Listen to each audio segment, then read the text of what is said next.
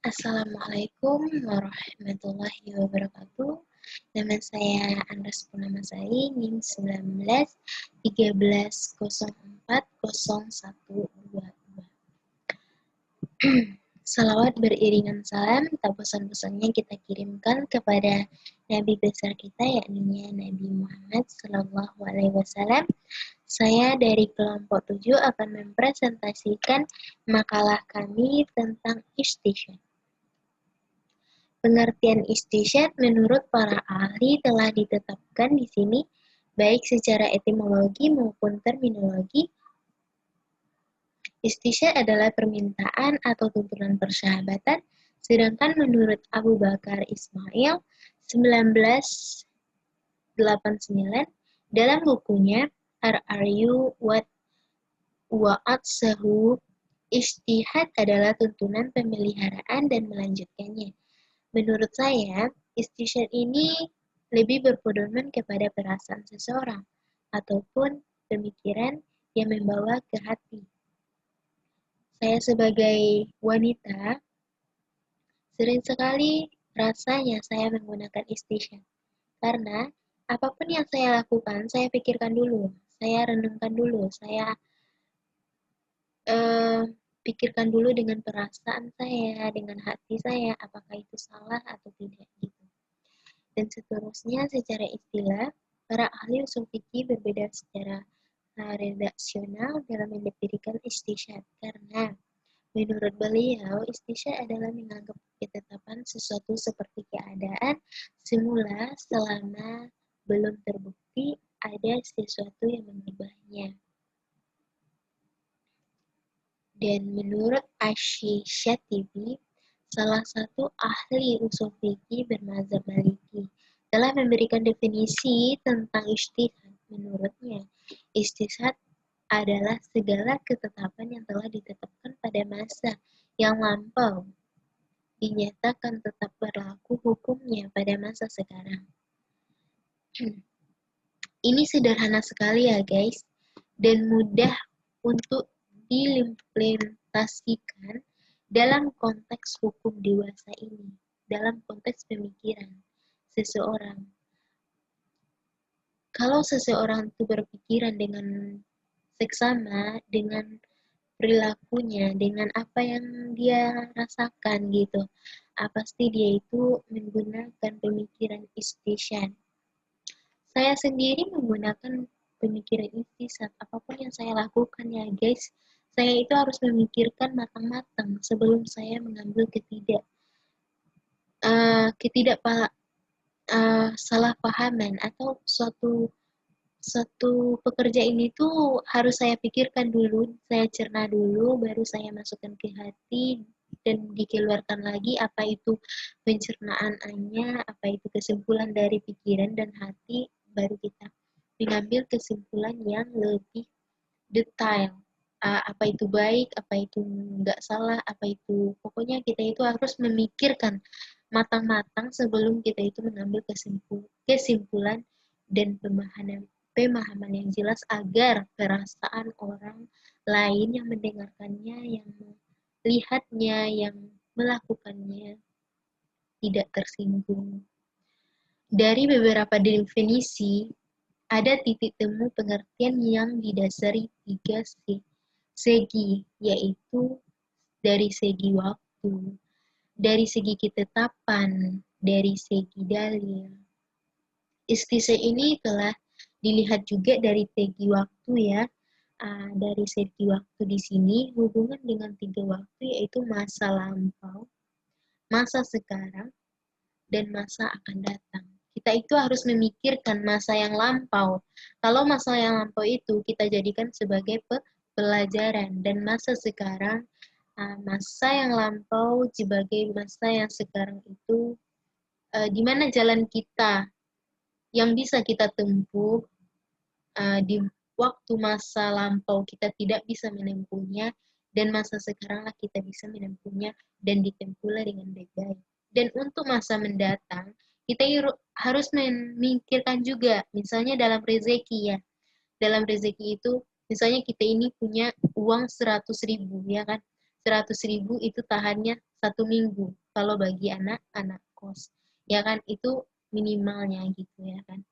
Terus kita harus mikirkan 100.000 ini tahannya 1 minggu oleh saya. Terus untuk 1 minggu yang akan datang di mana saya ambil uang? Nah, kita harus memikirkan bahwa uang 100.000 ini bisa tahan selama 2 minggu. Karena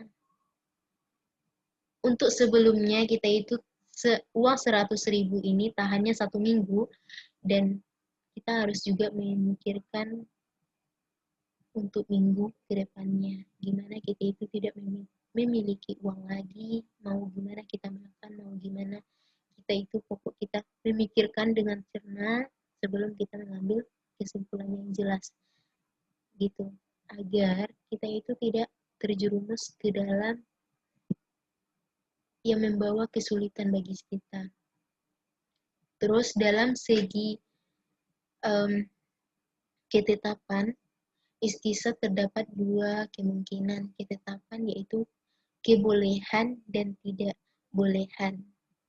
Kebolehan di sini bisa saja kita itu berpikir dengan pendapat kita, tapi tidak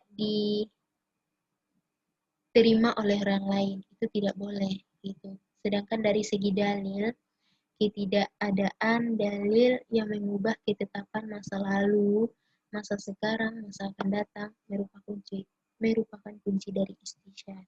Adapun dari dalil yang baru mengubahnya, tapi tidak boleh dihilangkan. Istisna itu berlaku untuk masa sekarang, dan masa lampau itu diperbarui gitu. Seperti rumah aja ya guys. Rumah itu awalnya sebuah pondok yang terbuat dari kayu. Sekarang bisa terbuat dari semen dan menjadi megah, jadi begedongan gitu kan. Suatu proses itu tidak diawali dengan kesalahan dan kesalahan terus, guys. Nah, suatu apa namanya itu, suatu hasil suatu perjuangan itu pasti membawa hasil yang lebih baik gitu. Begitupun dengan istisna yang saya ketahui. Terus ada hukum istisna menurut para ahli usul fikih telah mendiskusikan istisna sebagai dalil hukum. Nah, mereka berselisih tentang kehujatan istisna untuk dijadikan dasar hukum. Karena istisna ini kan kebanyakan dari seseorang itu tidak memikirkan apa itu pendapat orang lain, apa itu baik bagi orang lain gitu ya kan. Nah, disinilah para ahli usul fikih berpendapat bahwa di dalam kitab-kitab usul fikih disebutkan dengan dalil al-mutalak fihah, dalil hukum yang diperselisihkan kehujatannya. Ada 2 arus pendapat para ulama usul fikih dalam mensikapi istisna sebagai dalil hukum, yaitu pendapat yang menerima dan pendapat yang menolak. Yang menerima yaitu jumhur ulama yang mempelori oleh Imam Malik, sebagian ulama Syafi'iyah dan Hanafiyah berpendapat bahwa istisna dapat dijadikan hujat ketika tidak ada nas atau dalil dari Al-Quran, hadis, ijma, qiyas. Hukum yang dapat berlaku sepanjang belum ada dalil yang mengubahnya gitu. Berarti hukum yang telah lalu kalau tidak ada dalil ataupun pemikiran seseorang untuk mengubahnya, itu bisa dipakai. Dan sebagian ulama Hanafiyah dan Syafi'iyah berpendapat bahwa istisna bukanlah dalil untuk menentukan hukum yang sekarang. Tidak, istisna itu bukan untuk hukum yang sekarang, tapi hukum yang lampau kita perbarui, tapi tidak dihilangkan gitu. Sedangkan untuk menentukan hukumnya sekarang Ia memerlukan dalil. Jumhur ulama Hanafiyah berpendapat bahwa istisyad adalah untuk menetapkan dirinya sendiri, bukan untuk diri orang lain. Kalau kita berpikiran baik secara pribadi kita, kalau tidak menyinggung perasaan orang lain, berarti itu bisa jadi dong untuk orang lain. Atau kita itu memberi motivasi kepada orang lain agar orang lain tersebut bisa merubah dirinya. Tapi memberikannya itu dengan seksama, dengan apa yang dia rasakan dan harus kita rasakan juga. Disitulah ada bolak-balik kata, ada um, komunikasi antara agar perasaan dan pikiran ini sama gitu.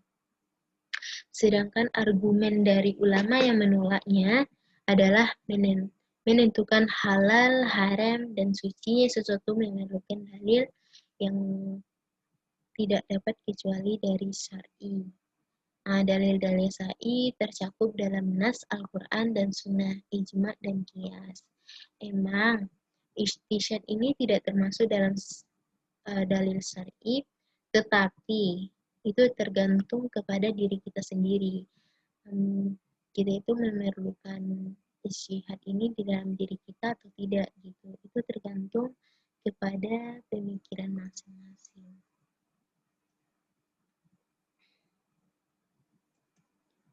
Setelah itu pembagian istisyad kepada teman yang lain bisa menjelaskan sedikit.